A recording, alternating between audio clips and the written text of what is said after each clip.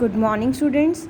अज आपां मैथ्स के थोड़े चैप्टर 10 की एक्सरसाइज 10.2 स्टार्ट करन लगे हाँ। पहला आपां 10.1 स्टार्ट की सॉल्व। आई थिंक वो तुहानूं सारिਆਂ ਨੂੰ समझ लग गई सी। हुण आपां ट्राइंगल एंड इट्स प्रॉपर्टीज़ की एक्सरसाइज 10.2 स्टार्ट करांगे। हुण 10.2 स्टार्ट करन तो पहले कुछ टर्म्स है जिहड़ियां तुहानूं समझनियां जरूरी है। जिवें फर्स्ट है एक्सटीरियर एंगल प्रॉपर्टी, मतलब की है एक प्रॉपर्टी लगूगी अपने ट्राइंगल्स विच, ये है एक्सटीरियर एंगल प्रॉपर्टी। इहदे की होगा exterior angle will be equals to sum of opposite to interior angles. मतलब जिवें मैं तुहानूं एग्जाम्पल दे नाल समझावां तां जे अपने कोल एक ट्राइंगल आ, ये एक्सटीरियर एंगल आही है, मतलब किसी भी साइड हो सकता। जिवें आपां हुण सपोज आ ट्राइंगल बनाई, ये एक्सटीरियर एंगल है एक्स।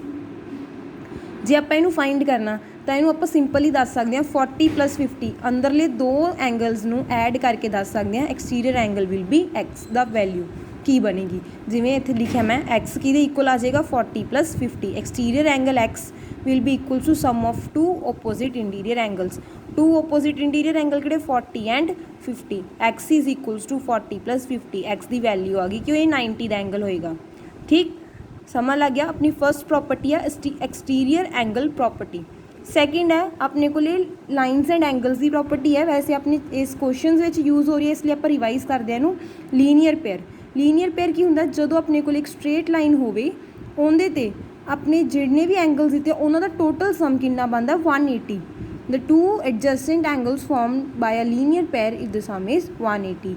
दोनों का सम जिमें 110 + x की इक्वल होगा 180 दे, तो इतों आप एक्स की वैल्यू फाइंड कर सकते हैं। एक्स कितना होगा 180, 110 इधर प्लस है उधर जाके माइनस, तो एक्स अपने को बन गया 70। 110 तो अपन पता ही से एक एंगल, सैकेंड एंगल फाइंड करना हो तो अपने को पता चल गया दैट विल बी 70। ओके, फिर जी अपने को मेन प्रॉपर्टी इतने यूज़ होनी है that is angle sum property. मतलब क्या, the total measure of 3 angles of a triangle is 180।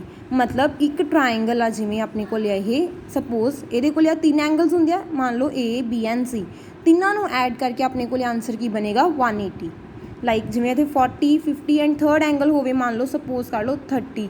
मतलब आई थिंक कि उन्होंने एंगल का सम 180 नहीं बन रहा, बट वैसे हम समझा ली कि जेडे भी 3 एंगल्स होंगे टोटल ऐड करके सम कितना बनना चाहिए 180।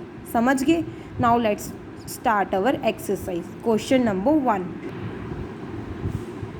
नाउ सी अपनी एक्सरसाइज स्टार्ट हो रही है। क्वेश्चन नंबर 1 की कह रही है find the measure of X Y and Z if D E is parallel to B C in figure 2। मतलब फिर फिगर 2 बारे दसिया। फर्स्ट क्वेश्चन की कह रही है अपन आप जिहड़ियां भी एक्स वाई एंड जैड कोई भी इदां दी टर्म्स दित्तियां उन्हां दी वैल्यूज़ फाइंड करनी। हुण देखो 45 60 एंड एक्स आ ट्राइंगल दी आपां नूं। हुण आपां फर्स्ट लास्ट प्रॉपर्टी यही पढ़ी है ना सी कि उन्होंने तीनों एंगल का सम की इक्वल होएगा 180। तो आप लिखांगे by angle sum property 45 + 60 + x equals to 180। Right, तो ऐड करो 45 + 60 will be 105 degrees plus x equals to 180। हम x की करांगे x की वैल्यू फाइंड करने लिए 180 एंड 105 इधर प्लस हो रहा उधर जाके माइनस। तो इन्होंने दोनों x की वैल्यू फाइंड करने लिए अपने सपरेट किया, सपरेट करके अपने को करनी 75 डिग्रीज। उन्होंने यही पूछा सी x की वैल्यू कितनी बनूगी, x आ गया 75 डिग्रीज। समझ लग गया। Now let's do it's second question. Now see second question है अपने को एक ट्राइंगल दी है ए बी सी, उनके पैरेलल लाइन है डी ई। क्वेश्चन दिता ना ऊपर D is parallel to B C, D E B C दे पैरेलल है। हम देखो पहले फर्स्ट वड्डी वाली ट्राइंगल देखते हैं ए बी एंड सी वाली। इहदे 3 एंगल्स है 40 30 एंड वाई, तीनों ऐड करके अपने को ही आ जाएगा एंगल सम प्रॉपर्टी वाला।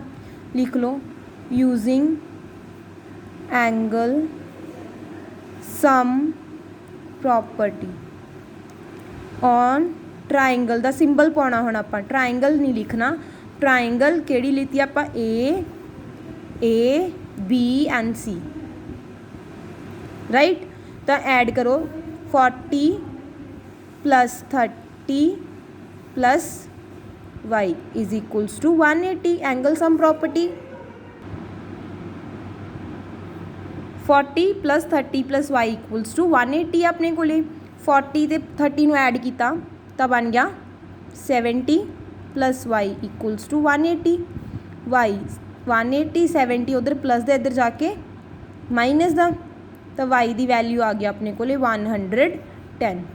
तो अपने को आप वैल्यू फाइंड करनी है एक्स वाई एंड जैड की, उन्होंने अपन वाई की वैल्यू पता चल गई। हम देखो अपन एक स्पैशल चीज़ मैंशन की है इत्थे कि बी ई पैरल आ बी सी दे, राइट।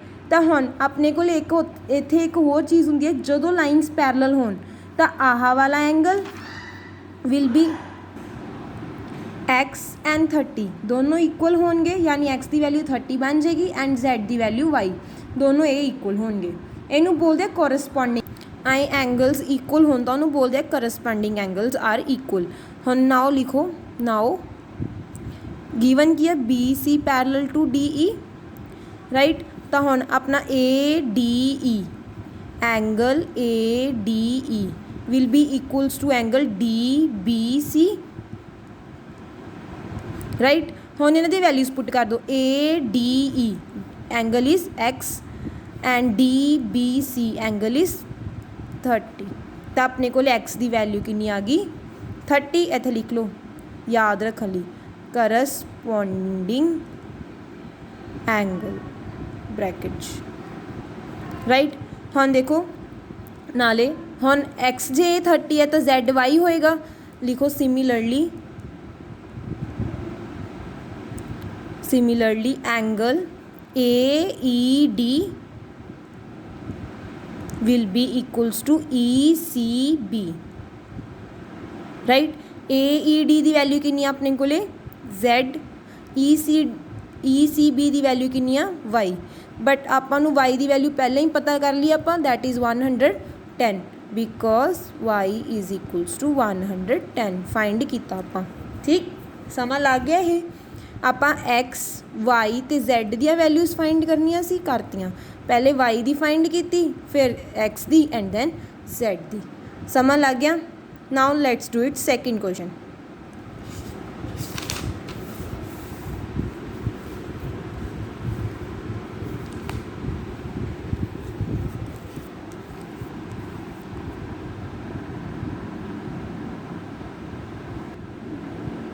की कह रहे आपां नूं one of the angles of a triangle has measure 80। कहते कि एक एंगल ट्रायंगल का एंगल की वैल्यू हैगी 80। तो आप एक ट्रायंगल ड्रॉ की, उहदे जिमें जिमें आपां नूं क्वेश्चन दिता होएगा आपां उवें उवें मेजरमेंट्स लिखते जावांगे। जिमें हुण दिता ना one of the angles of a triangle has measure 80 degree. तो आप एक एंगल ड्रॉ की, उन्होंने suppose A B and C name कर लिया। वो कह रहा कि एक एंगल 80 है, मार्क कर लिया कि एक एंगल अपने को 80 है एंड अदर आर इक्वल, यानी कि जेडे दो बचे एंगल वो दोनों इक्वल है।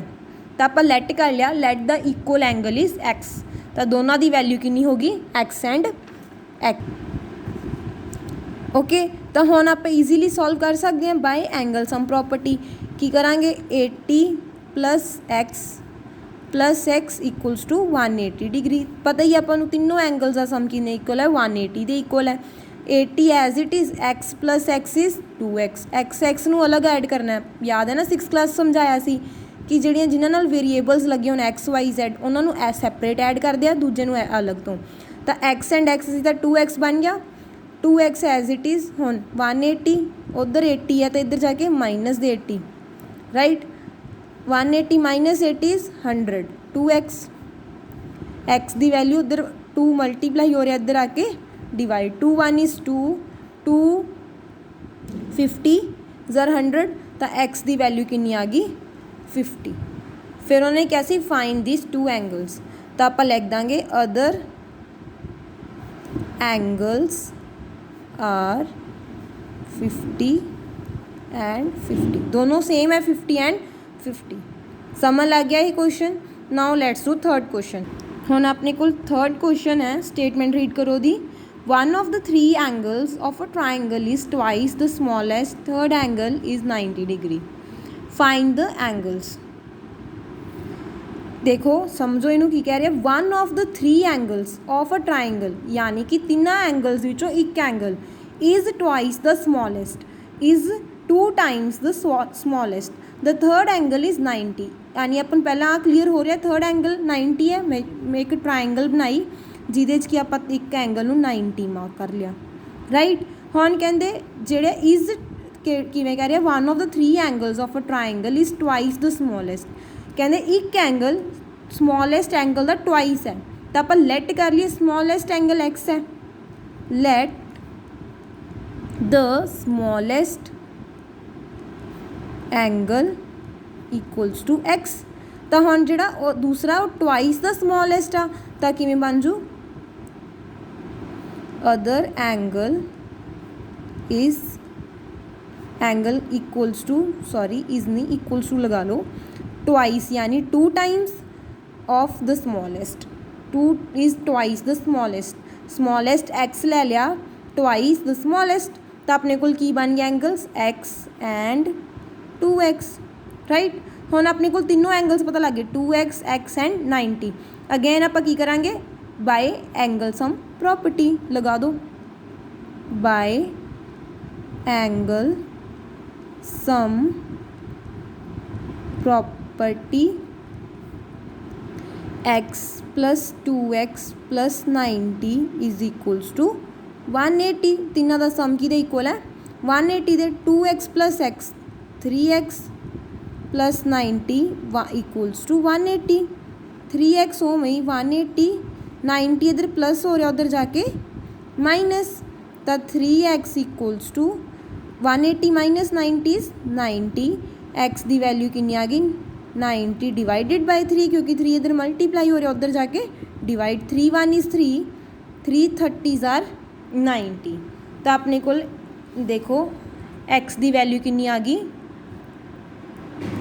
30, राइट। तो ये अपने को केड़ा एंगल सीगा स्मॉलेस्ट एंगल x सी, x की वैल्यू कितनी आई है 30 डिग्री। हुण दूसरा एंगल आपां किहड़ा लिखिया सी अदर एंगल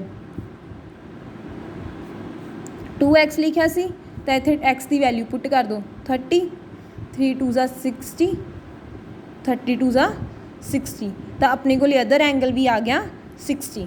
तो एक उन्होंने यही कहा सी क्वेश्चन फाइंड द एंगल्स, वही फाइंड करने सीगे, तो आप करता smallest angle 30 and other angle is 60। समझ लग गया।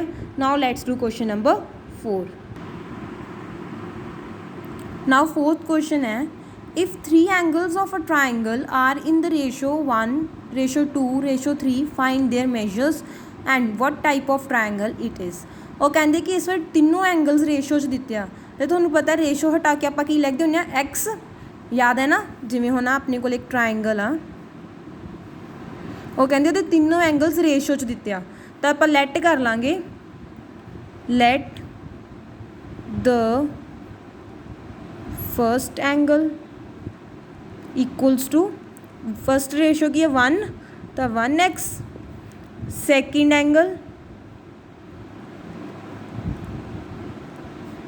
रेशो की है 2x and the third angle equals to 3x, right. हुण आपां नूं तीनों एंगल्स पता लग गए x 2x एंड 3x, तो अपन पता तीनों का एंगल सम प्रॉपर्टी लगा देंगे यूजिंग एंगल सम प्रॉपर्टी। तीनों नूं ऐड कर दो x plus 2x plus 3x equals to 180। 3 plus 2 5 plus 1 6x equals to 180। हुण x 6 इधर मल्टीप्लाई हो रहा उधर जाके divide 6 1 is 6 and 6 30s are 180। x की वैल्यू कितनी आ गई अपने को 30। तो x दैट मीन्स अपना फर्स्ट एंगल की बन गया 30,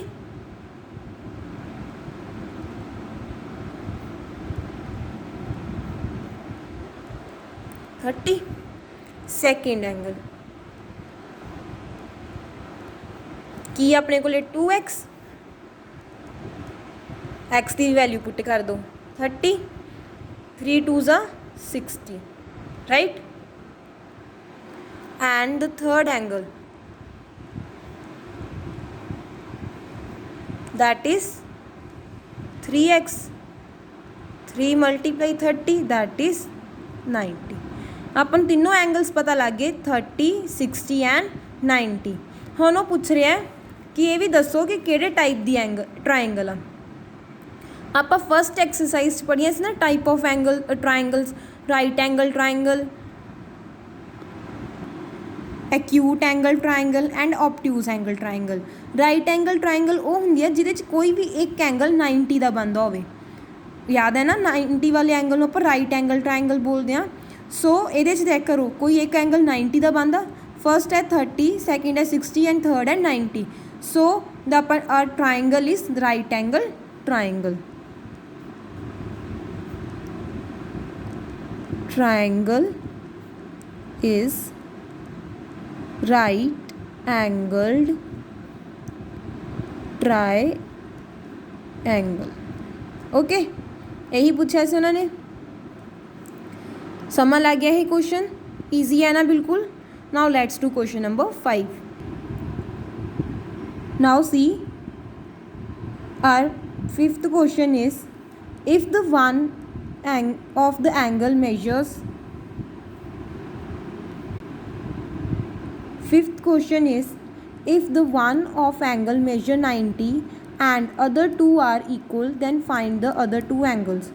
हुण देखो ये क्वेश्चन बिल्कुल सैकेंड क्वेश्चन की तरह ही है ना कि जे एक एंगल आपां नूं 90 दिता है तो दूसरे दो इक्वल है तो उन्होंने फाइंड करो।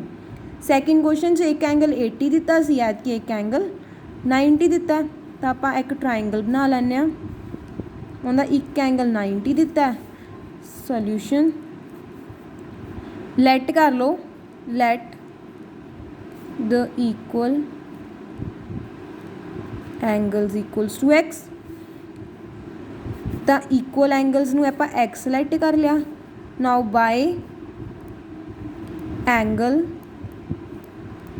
सम property x plus 90 equals to 180, right? x plus x 2x plus 90 equals to 180, 2x 180 minus 90, 180 minus 90 कितना होंदा 90, x equals to 90, 2 उधर मल्टीप्लाई हो रहा है, इधर डिवाइड 2 1 is 2, 2 45 are 90, तो x की वैल्यू आ गई 45।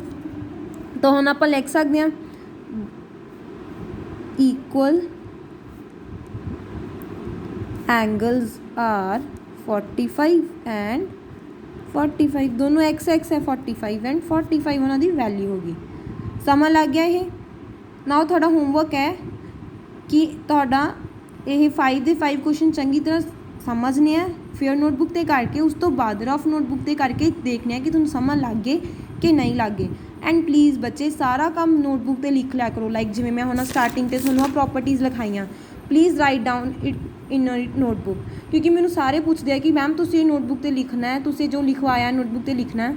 बच्चे जो लिखवाया तो लिखना ही है, थोड़ा ही फ़ायदा लिख लिया करो। ओके।